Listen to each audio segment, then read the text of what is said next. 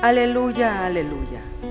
Dios ha reconciliado consigo al mundo por medio de Cristo y nos ha encomendado a nosotros el mensaje de la reconciliación. Aleluya.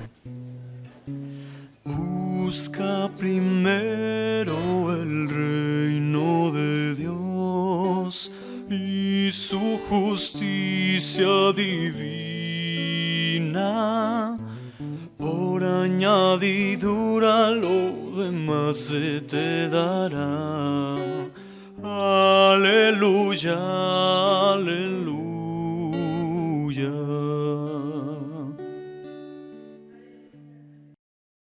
El Señor esté con todos ustedes, hermanos.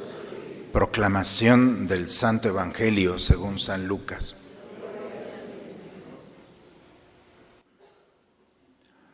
En aquel tiempo Jesús dijo esta parábola sobre algunos que se tenían por justos y despreciaban a los demás. 2 hombres subieron al templo para orar. Uno era fariseo y el otro publicano. El fariseo erguido oraba así en su interior: Dios mío, te doy gracias porque no soy como los demás hombres, ladrones, injustos y adúlteros. Tampoco soy como ese publicano. Ayuno 2 veces por semana y pago el diezmo de todas mis ganancias. El publicano, en cambio, se quedó lejos y no se atrevía a levantar los ojos al cielo. Lo único que hacía era golpearse el pecho diciendo: Dios mío, apiádate de mí, que soy un pecador. Pues bien, yo les aseguro que éste bajó a su casa justificado y aquel no. Porque todo el que se enaltece será humillado, y el que se humilla será enaltecido. Palabra del Señor.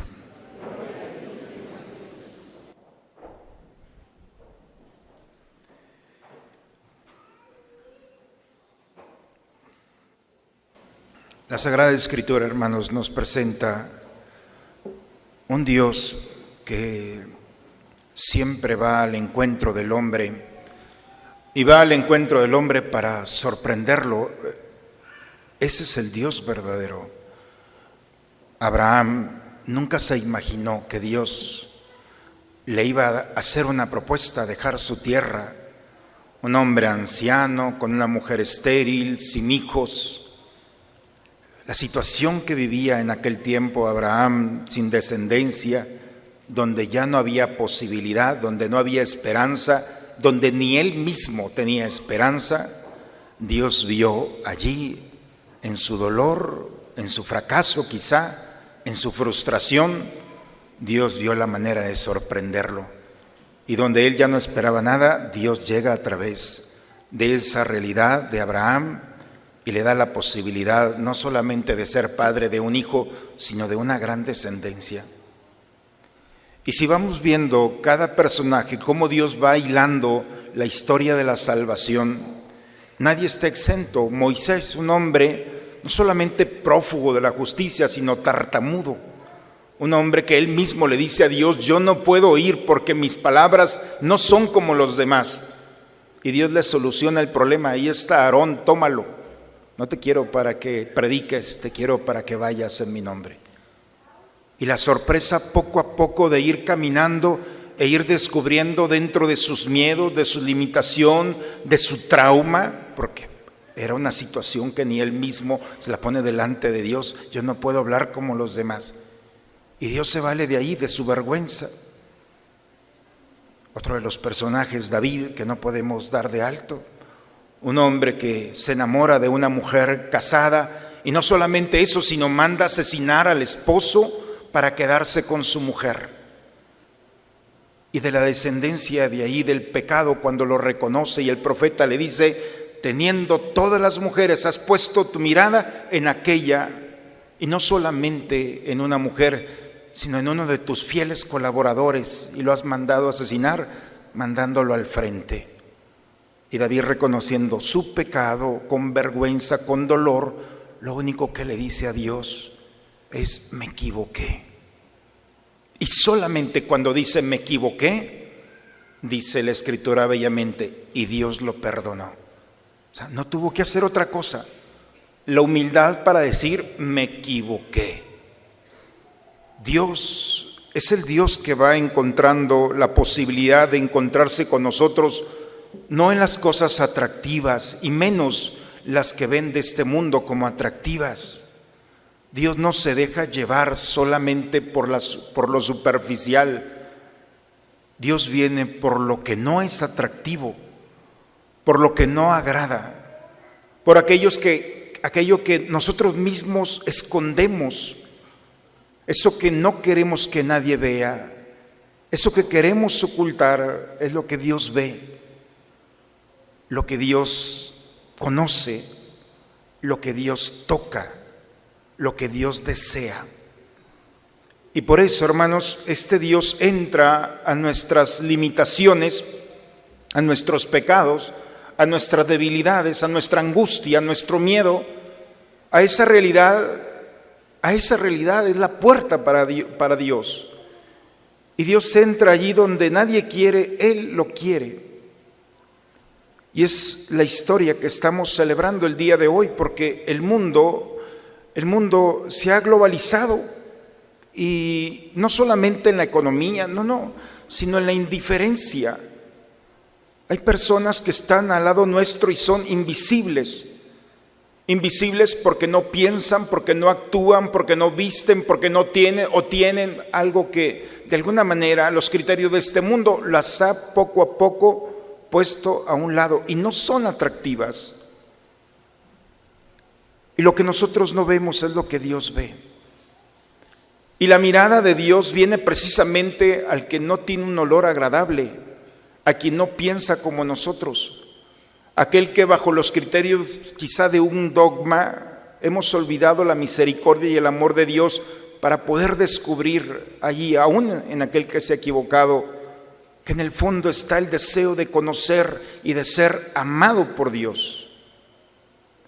Eso es lo que estamos celebrando hoy en la Iglesia Universal, el Domum, el Día Mundial de las Misiones.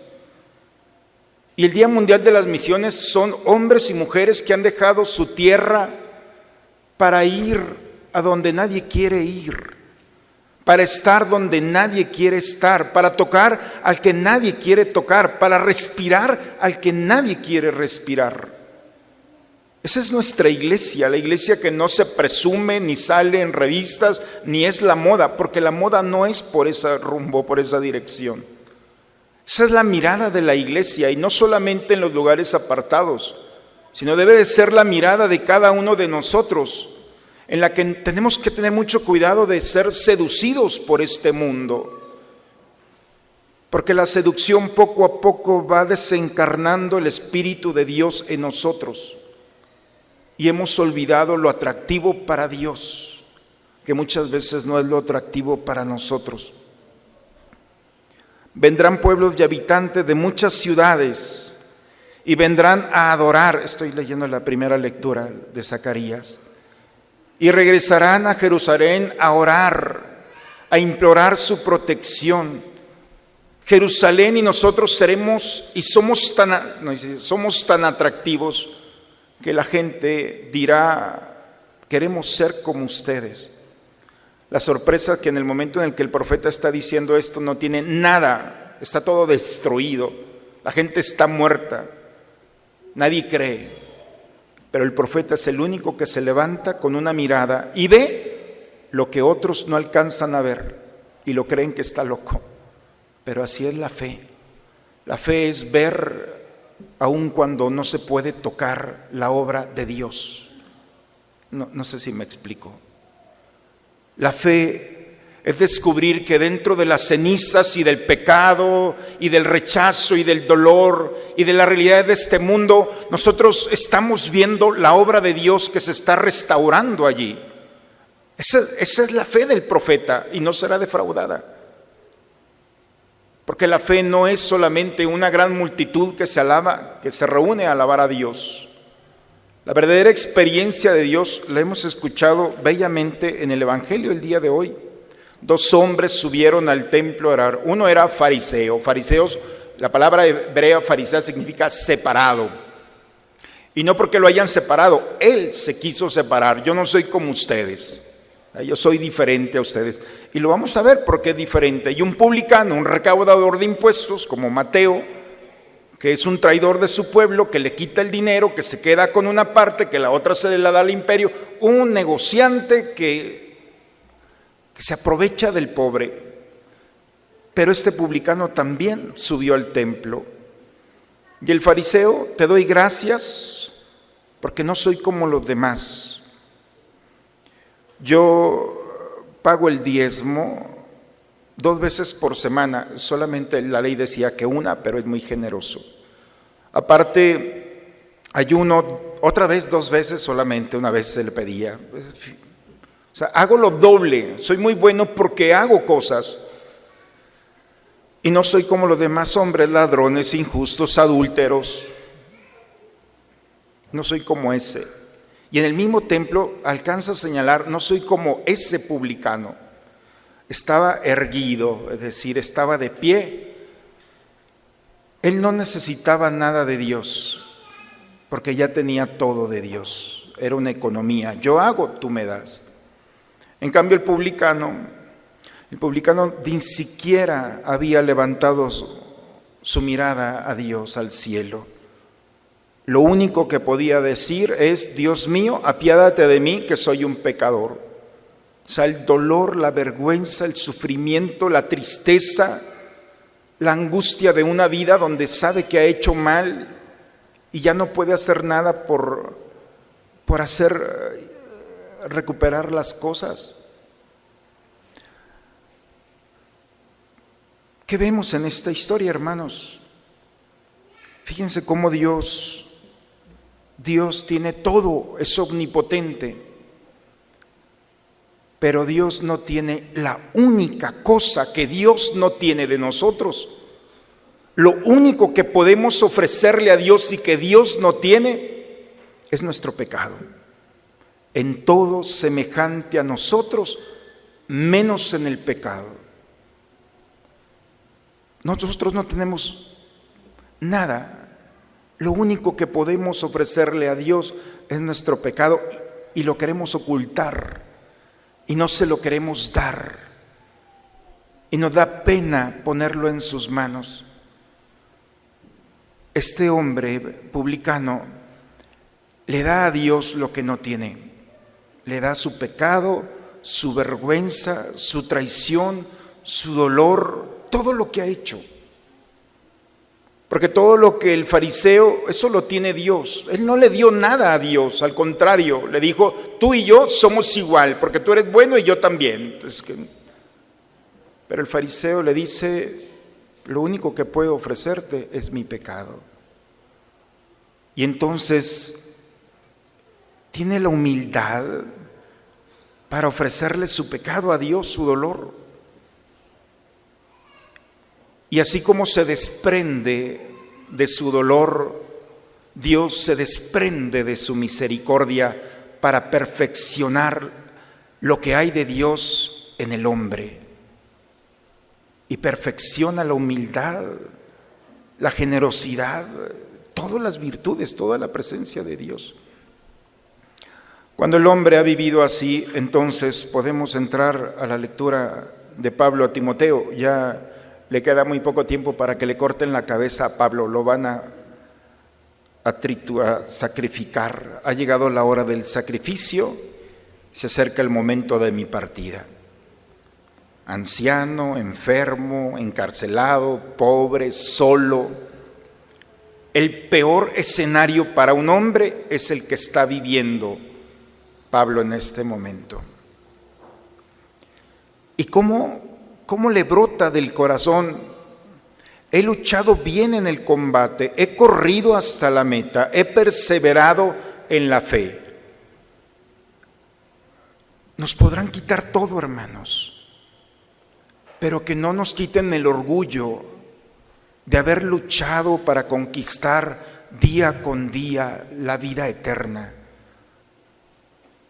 Aún con las caídas, con los pecados, Pablo sabe que no ha sido fácil, pero al final de sus días él se presenta allí: he perseverado, Lo único que espero es la corona merecida, porque no voy a ser defraudado, porque todo lo que he vivido ha valido la pena si ha sido por el Señor.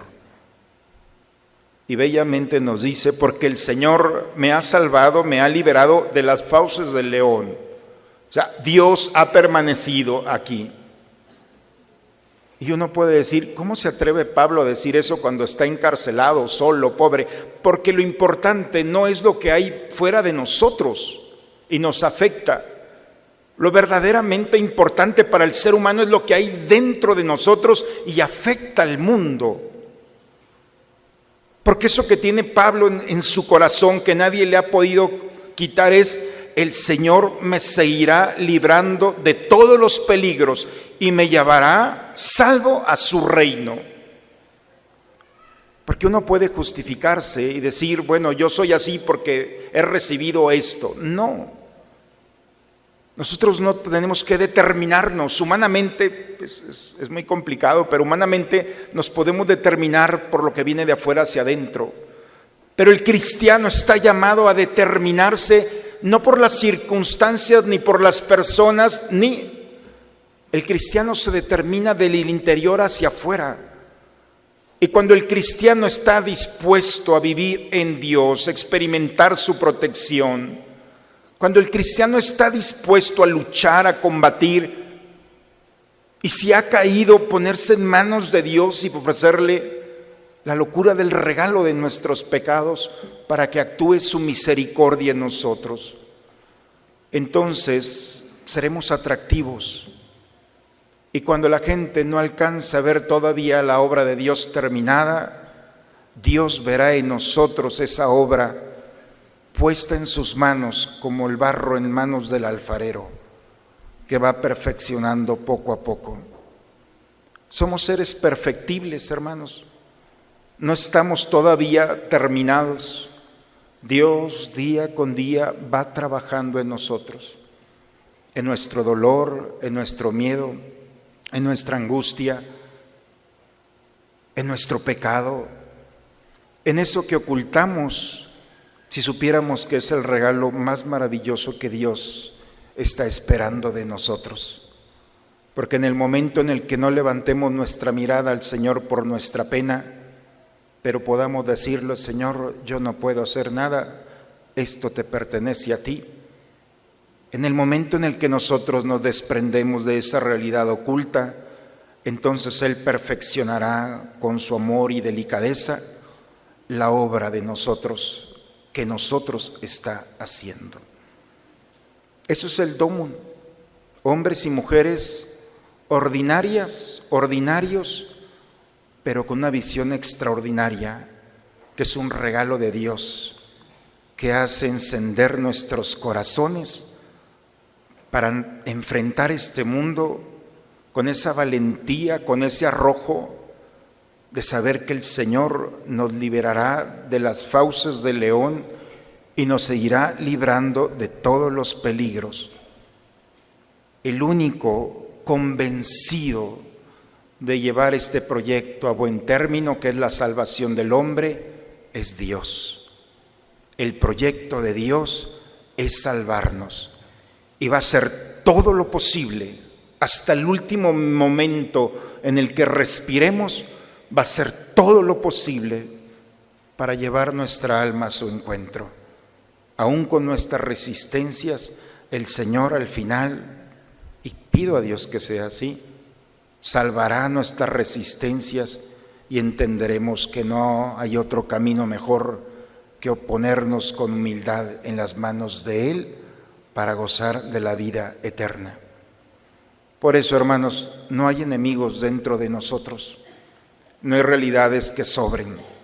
Un tartamudo, un pecador, un hombre anciano, todos fueron sorprendidos por Dios. Preguntémosle a sus apóstoles, preguntemos a nosotros mismos y permitamos que Dios nos sorprenda con eso que en lo oculto de nuestro corazón será la puerta para que Él actúe y nos gane para la eternidad. En el nombre del Padre, del Hijo y del Espíritu Santo. Amén. Dios te salve María, llena eres de gracia, Señor es contigo. Bendita eres entre todas las mujeres y bendito es el fruto de tu vientre Jesús. Santa María, Madre de Dios, pecadores, ahora y en la hora de nuestra muerte. Amén. Pues es un matrimonio joven, recién casados, y qué mejor visita que tener a la mamá de nuestro Señor allí con ustedes y pedir por todos nuestros matrimonios jóvenes que en estos días han unido su vida con el sacramento del matrimonio. Hoy es día de San Juan Pablo II y entonces los invito a, nosotros tenemos la capilla de San Juan Pablo, está la imagen de Juan Pablo, que fue un hombre que amó nuestro pueblo y ahora desde el cielo es nuestro intercesor. Entonces ojalá aprovechemos para llegar. Fue el Papa de los jóvenes, de los matrimonios, de los sacerdotes, no le faltó nada. Y hoy es un buen día para pedir su intercesión por eso que traemos en el corazón. Pues hermanos, somos atractivos a Dios, no solamente por lo que hacemos, sino también por aquello que parece que no queremos. Esa es nuestra realidad. Hoy nos hemos venido aquí como un enfermo ante el hospital que viene a encontrar su sanación, para que sanadas nuestras heridas por su misericordia, salgamos sanos por estas puertas e ir y compartir esta experiencia con aquellos que nos esperan. Vayamos en paz, la misa ha terminado. Si conocieras cómo te amo, si conocieras cómo te amo, dejarías de vivir sin amor. Si conocieras cómo te amo, si conocieras cómo te amo, dejarías de mendigar cualquier amor. Si conocieras cómo te amo, cómo te amo, serías más feliz. Si conocieras cómo te busco, si conocieras cómo te busco, dejarías que te alcanzara mi voz. Si conocieras cómo te busco, si conocieras cómo te busco, dejarías que te hablara el corazón. Si conocieras cómo te busco, cómo te busco, escucharías más mi voz. Si conocieras cómo te amo, cómo te amo, serías más feliz.